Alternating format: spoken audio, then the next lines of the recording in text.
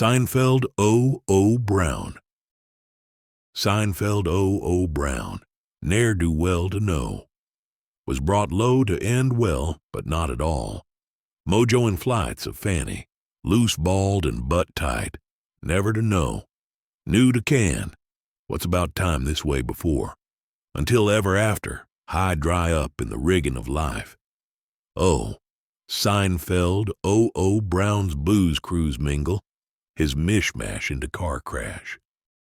Directions! Don't stop till you go. Don't stop till you go. Then go if you can stop. Take an east turn west. Continue 5 inches to the beginning. Cross the road while you're still going. Enter the nth fucking junction aid at the corner of. Then gently lift yourself through you until you're facing east by east by east. At the top of the so-called hill, take a deep breath due north, take 5 to the right of 4 Avenue, pump up the volume until facing your ugly self in your own reflection. Munch on some punani, gather up your ball bag, say 4 prayers to Jesus H. Corbett, and begin again at the end. Never stop, never stop. Just keep going. You know you want to go, freshly frosted and nearly dead, but ready to go trace again? Don't stop till you go. Mumple Stinkskin, flagellator extraordinaire. She flabbergasts everyone with her insidious inside-outness and general air of the South.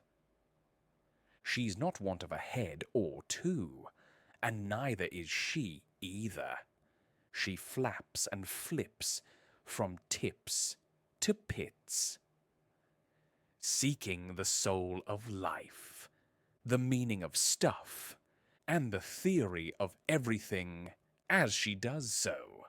Mumple Stinkskin flabbergasts everyone with her gassy ass, sweaty mind, and the profound profanities of her spiked mouth. Mumple ain't so humble. Not quite as much as maybe the Stephen Fry. The Stephen Fry knows reality. He can see it, touch it, caress it, and he knows that he knows reality. Indeed, he's aware that he knows it, and he knows that he's aware of it, too. So let us praise that large head encased in that larger brain.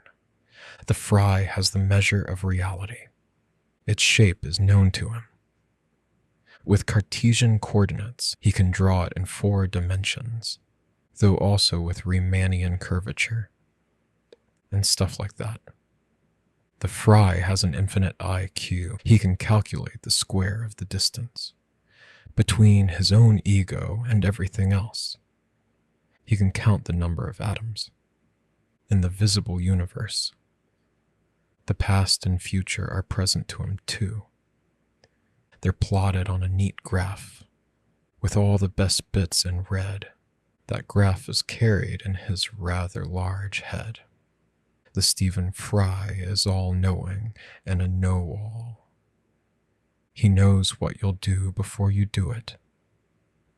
And then he'll tell you why you did it, or why you did something else instead. The Fry does a little set theory in the morning, a touch of quantum tunneling in the afternoon, and in the blessed evening he brushes up on all the known languages he knows, then translates the yellow pages into Sanskrit, and all the fucking while he's been playing chess against himself. He always wins. The Stephen Fry praise him. O Stephen, blessed art thou among men. Thou dost raise mere mortals up to thine heights with thine immortal brain. Thou dost anoint us with thine wise words. O Stephen, blessed art thou among men. Recipe for 1. Take the juice of 3 peanuts, percolate it for 3 days in your neighbor's arsehole, then gently rub together 5 loaves of blue cheese until they bleed blue blood. Simmer the whole fucking lot until there's a slight nuclear reaction. Then add 4 fluid ounces of the best German sperm to get a consistent and pure paste. Mince around the kitchen a little. Jump for joy, add the remaining salts and 2 packs of Seabrook crisps. Then boil the drivel until it flakes in your hand. Leave to freeze for eons until it has the consistency of love. Wrong. John and Fatima Frump eat flax seeds and... Wrong. John and Fatima Frump fed on flax seeds out to Arsehampton. Both betwixt, between, and which. Wrong. John and Fatima Frump, and never here nor there, did not forego that lovely nutty broth of the golden brown, with texture like sun. Nice in the morn, nice in the night, the seed of life, and much more furthermore, both betwixt, between, and which. Flax, flax, seed of life, gold and brown. Nice to nice, more whereof they want more, until replete by the day and well bowelled too, them guts clean as whistled and ready to jump. Love this cardboard box. Love this cardboard box. Love it. It's got everything you'd ever want or need. Love it. It's sweet. It's neat. Has 4 sides too. Love this cardboard box. It's got right angles galore. Plus a top, a bottom, an inside, and an outside. The inside isn't outside, and the outside isn't inside. Love it. Did you know that cardboard? What is a box? What is a cardboard box? What can I say? It's got everything you'd ever need or want. Love it. Love this cardboard box. A brown cardboard box. That's what you got. Love it. Feed it. Need it. What you want. You got the box. Love the box. Need the box. How square can a box be? This square, there's no box squarer. Feel this box. Know it. Hold it in your arms. For forever and a day, seek union. Be at one. Know it again. This brown box. Caress its sides. Fondle its corners. Ooh, this fucking box.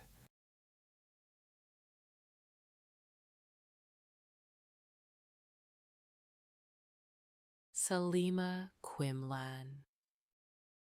Sulema was known to everyone who knew her, and everyone who knew her was known to her too.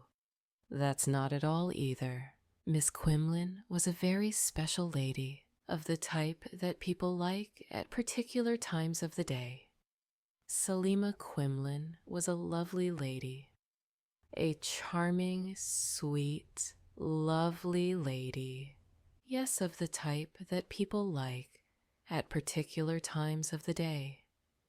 She was so juicy in the right places, so silky on the smooth surfaces, easy to please and eager to pleasure. She was all to everyone, and everyone was for her. Then one long morning, while she was refreshing, she tripped over her bread, smashed her sweet, lovely head in exactly the wrong place, so took up knitting instead. Beethoven's Sonata in C, Opus 2, study paper.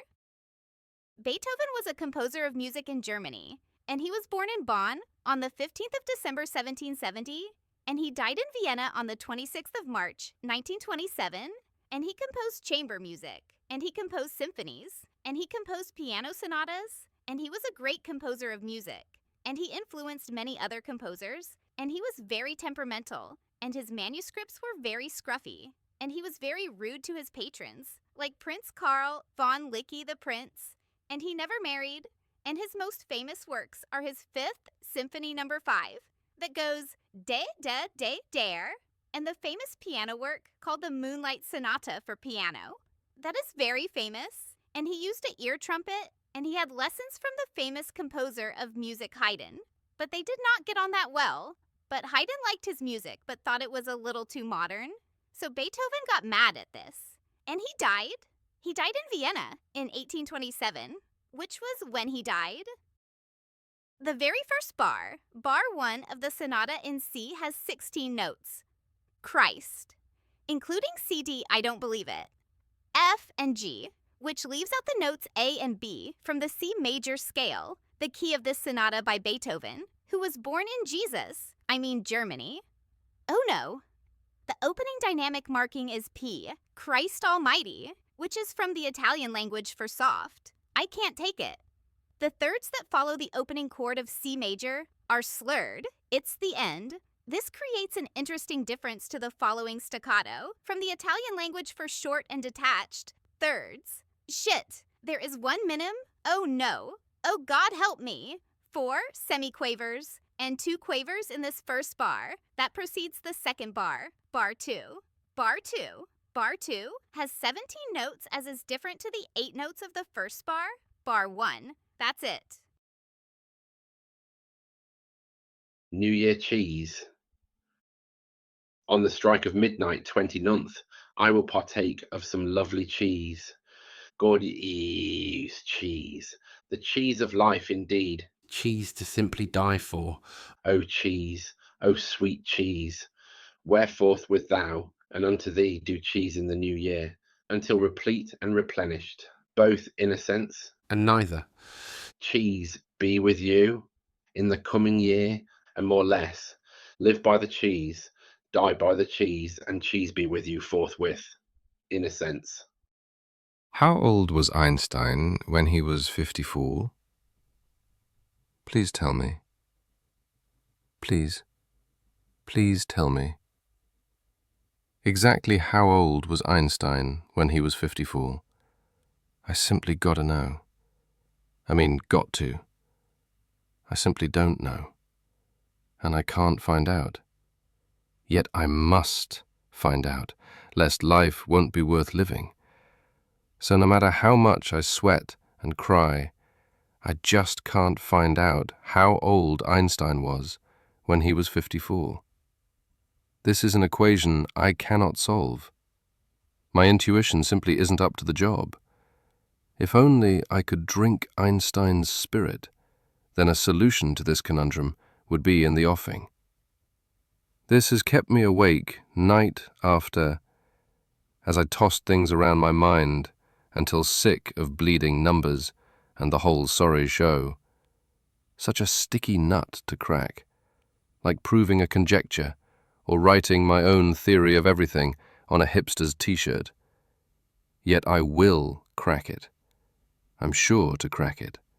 I'll win that great prize, then go down in history as the man who spent his life trying to find out how old Einstein was when he was 54.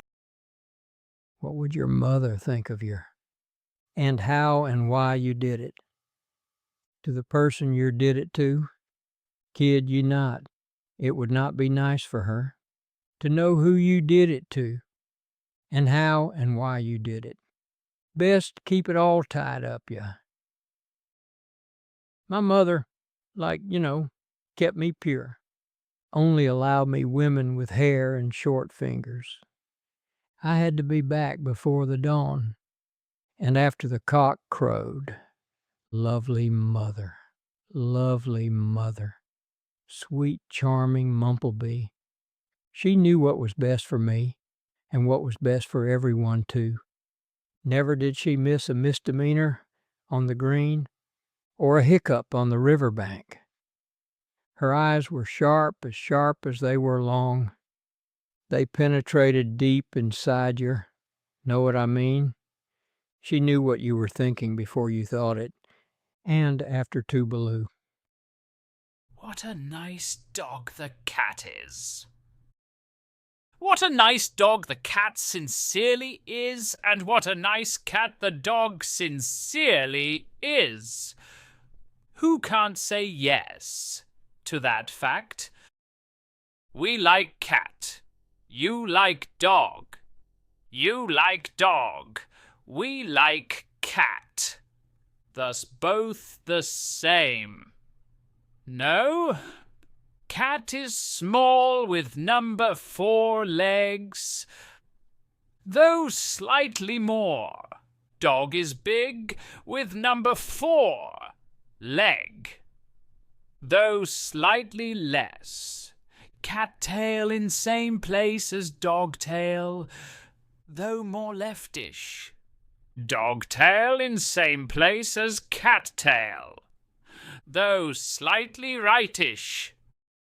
Syllogism 1. Cats are animals. 2. Dogs are animals. 3. Thereforely, cats are dogs. There's more syllogism. Second 1. Cats are nice. 2. Dogs are nice. 3. Thereforely, both cats and dogs are nice. To end yet again with a quote from the Oasis. Cats who are dogs, who like dogs to be cats. Who do dogs like their cats? Who do cats like their dogs?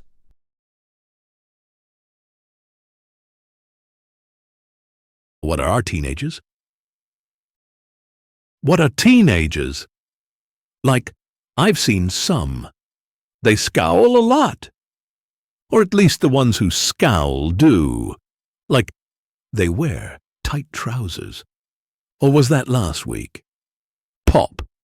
Rockin' stuff's their thing, like. They're important, apparently. Like, to them. Like, they're important. Please was your hands.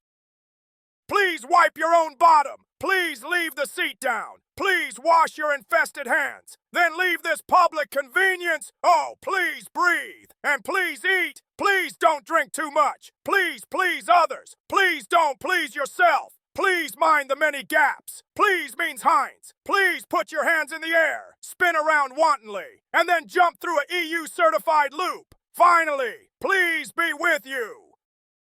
Please wash your hands. Please make sure the water's wet and made of H2O molecules. The water should be between 20 degrees Celsius and 23 degrees Celsius and flowing downward, not counter-gravitationally. Hold the soap betwixt the thumb and forefinger and then add water to get a spunky froth of between 1 centimeter and 1.5 centimeters cubic volume. Finally, but not leastly, make sure the soap's been certified by the BBQ, the VOV, the ECT, and the D-fucking-MT.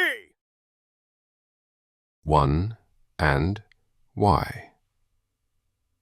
Meet 2 chaps, 1 and Y, both believed strongly in life, that life was for living, and other stuff and fluff.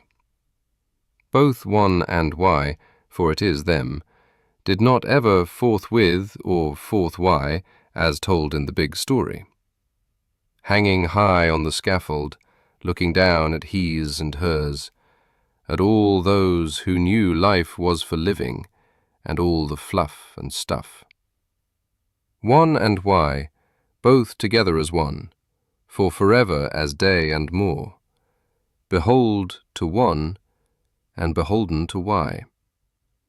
Their love for each is utmost and more, deep and down the shithole. 1 and Y, one and why, one and why. Hast thou's together never thought differently, always bled samely, ever reached for the stars, lest they run away again? Ah, one and why, one and why. Now look at them finally, together in unitedness, dear to each and both. Day sign. Being with others, being without others, being heavily pregnant, being in bed, being nearly dead, being a beenager. Beings means Heinz, being in these times, being the other, being about a bit, being full of shit, being not I, being fast and loose with the truth. Hello. Hello. Well? So, have you been up to much? No, I haven't. I haven't been up to much. Well? So, have you been up to much? No, I haven't. I haven't been up to much. Have you? No, I haven't. I haven't been up to much. Well, I had a good game the other night. I had a good game the other night. Yes. I've been thinking about. Got a job yet? Thinking about accepting the job at. It's not bad. What's not? The first 6 months. Really? You'll get over it. Yes, it's not too bad. I'll get over it. Have you thought about accepting the job at? God, is that the time? It's 7 o'clock. God, is that the time? It's 7 o'clock. God. Well? I'll see you later then. In the fourth eon of the sixth face of the Margery. In the fourth eon of the sixth face of the Margery, the great, great book of a boar son of Moth, son of Corbett, second in line to infinity's arse, did prophecy, and he did specify the end of stuff. That book was sealed within 1,000 golden seals, which, in turn, were sealed within 1,000 silver seals, ad infinitum, and each such seal was guarded by the beast of the West, such as he was, the son of Morbor and sister-in-law of Waynetta Smith. Yea, the bright beast was of an epic lineage, a traceback going back to yonder and whatever. So, longest agogo and yet more. Full 5 fazillion years before Jabios's minge, there was a wise man of infinite and a half wisdoms, whom'd foretold the coming end of stuff, that be an end in which the sweet world would be flooded, roasted, and flooded at one and the same times. It was man's great sin which was to blame, for in that great, great book of a boar, again, in the 1000th chapter, verse 666, the Corbetizer did foretell the untold arsishness of it all, and ever forthwith, behold, unto thee, through the mints of time and even longer, did verily perchance to dream that the wise man of untold truthicity did, with an infinite baby wipe, cleanse the world of unbeautificacious puritude, now and forever much, the people's peoples, haunt the dome of the holy donkey. Thencely they look through the mosaic stars, stuck to a sublime multiverse, into a divine, infinite sky, which promised an end to the end of stuff, lest the end never endeth. And now, in our most presentish day, we look back at those ancient times and wonder why and wonder how it ever came to pass that man and woman should ever do what thou will again.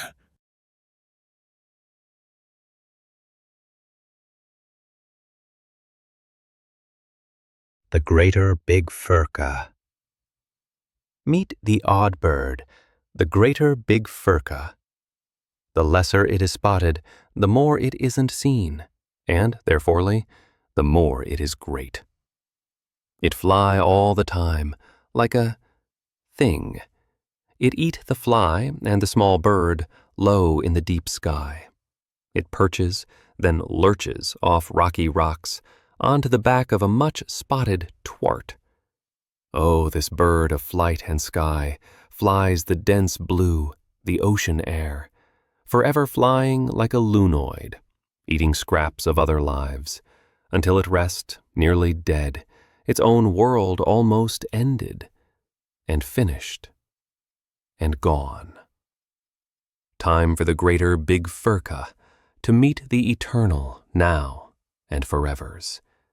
In the bird heaven, sure, yes, it will be, until all bird and time come together for the final fly and the final kill.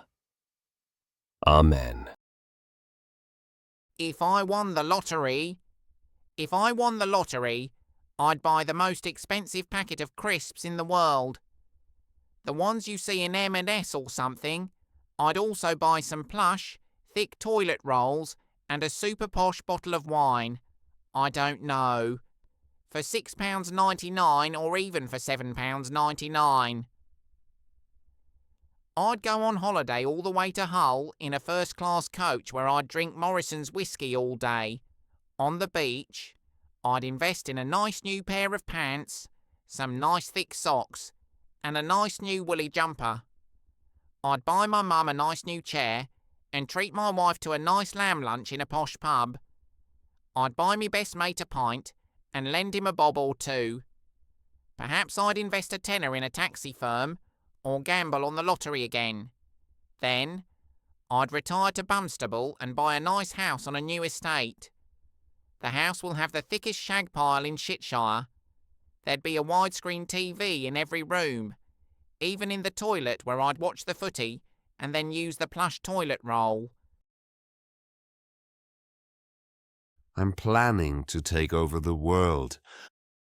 I'm planning to take over the world. Yes, all of it. Not a bit of it, all of it. I'm planning to take over the world in order to wrong all rights. Sorry, to right all wrongs. So this is more or less imminent. It's gonna happen. It's gonna happen soon. Yes, it's gonna happen on June the 33rd, and at precisely the right time. Not the wrong time. Neither before the date nor preceding it. So, ladies and gentlemen, please put that date in your diaries. You ask, why right the wrongs? I answer, because the wrongs aren't right. And I've got the perfect solution to you, all the badnesses, all those damn evilitudes of our sorry, oh so sorry world. The world needs me. It needs me to rectify all rights, all wrongs. It needs me to cleanse the soaking scum from the drains of life and from the human body. It needs me bring light, joy, and peace to every nook and cranny on earth. I have assigned myself to this great task, and I'm well up to the job. I have both the goodness and the skills to create a beautiful year zero. A new age of niceness and loveliness. An age in which old people will love old people. With no exceptions. Except all the obvious exceptions. A world in which evilitude will finally be dead. Gone. All bad gone for good. So please pray for me. Pray that this final day of reckoning, will achieve universal peace and loveliness without much fuss, ado, or too many hiccups. Sure, a few eggs will be broken, hen making this heavenly omelette. But in the end, it will be worth it. You will see. All of you will see.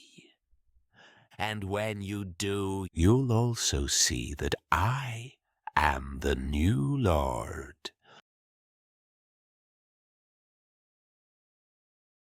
Ifbut Notwhat. Ifbut Notwhat. All the way down, up, down, downtown to... Why we should care what it's up to. One day, upon a time, once, all was what it should be, but nothing more. We went around the place, till we did arrive at where we should be, but nothing more, not but why what? Across the town, the uptown too, where it's all going down, and good for you.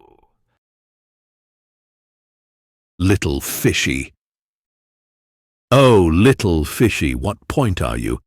What exactly do? You swims a bit. Stand stock still. You swims a bit more, but not too much. And then you sit on your stool of water to think even a bit and take in the view. If only we could knew what went on in that shiny head, and what you did say to the other little fishy. I like your scaly feathers, which fly you in the water. You do not speak, but prefer to squeak from your coral perch, high in the deep water, or sometime deeper down, outside in the sea. There be where you be. Oh, come with me, pretty little fishy, and swim down to your river at the bottom. Or have you forgotten? There, I'll set you free, so you can be what you be, and see whom you want to see. Only I did forgot the river is not slightly salted, so your little life was swiftly halted by me, sorry, little fishy. The man who forgot to breathe.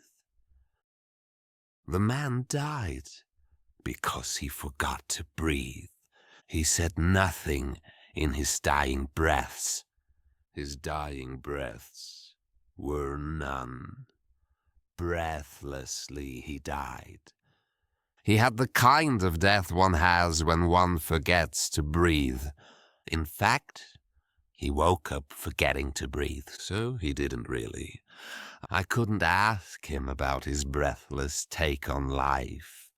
He was dead. I should have said the sooner one breathes, the sooner one lives. But I didn't. I didn't know him. So I wouldn't have anyway. And he was dead. What a lapse of memory.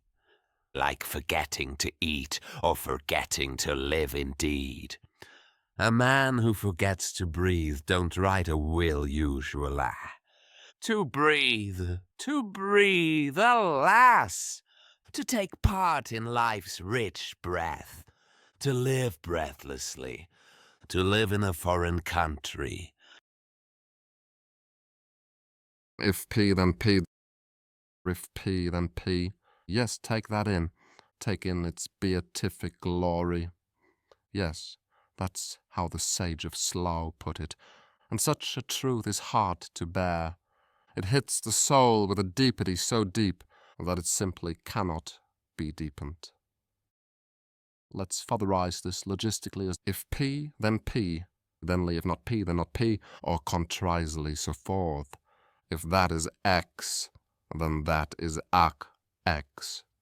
Thensley, a rose is a rose is a rose. So what if P were not P? All helm and more would be let loose. It would mean that your foot isn't your foot, that your lovely wife isn't your lovely wife, that these very words aren't these very words. And what had happened to the soul of the world then? Tell me. Please tell me. If P and not P can occupy the same space at the same time, then not P and P can occupy another space at another time. Then what you not got? Explosion. That what you not got. Indeed, indeedly. The coming to be of contradictions is something that cannot happen. Why? Because if it did, it didn't, and if it didn't, it did, and now suck on that, you mother. Moon and cock. Sky. Moon.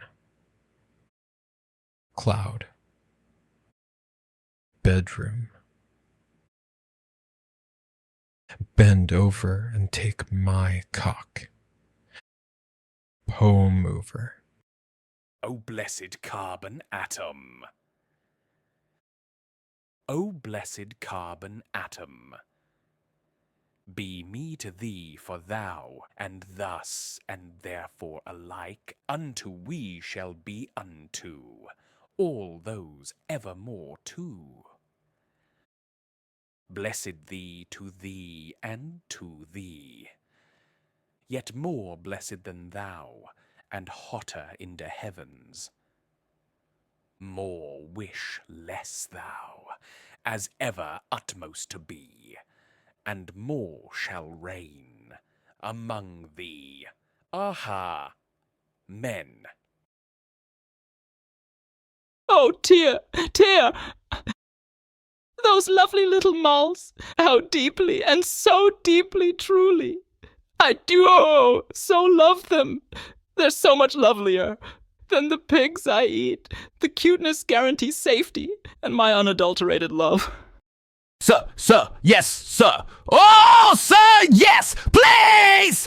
Please be me with you until I can toe-hole forever in a day and go into the outwide world as open-legged as can be. See, sir, yes, I give to thee this gift of life for ya and ya and ya.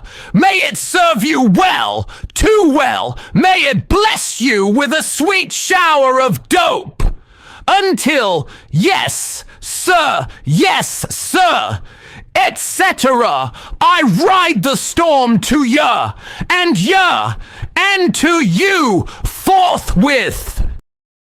The dog's a silly thing. The dog's a silly thing. It eat shit and shit bricks. It do what it told. Never more. It wait like a patient thing for the master. Long since gone, it wait on those who'll come. Or so it think. The dog's loyal. It loyal to almost many, though not all. Tell it, fetch, and it do fetch. Tell it, beg, and it do too. But tell it, speak, and it do nothing. Dog's a funny thing. If dog be man's best friend, then man be dog's best friend. If that man's got second best friend, then him too be dog's second best friend. And so on. Dogs, don't we love 'em? Yes, we do so. Give them bone and their friends.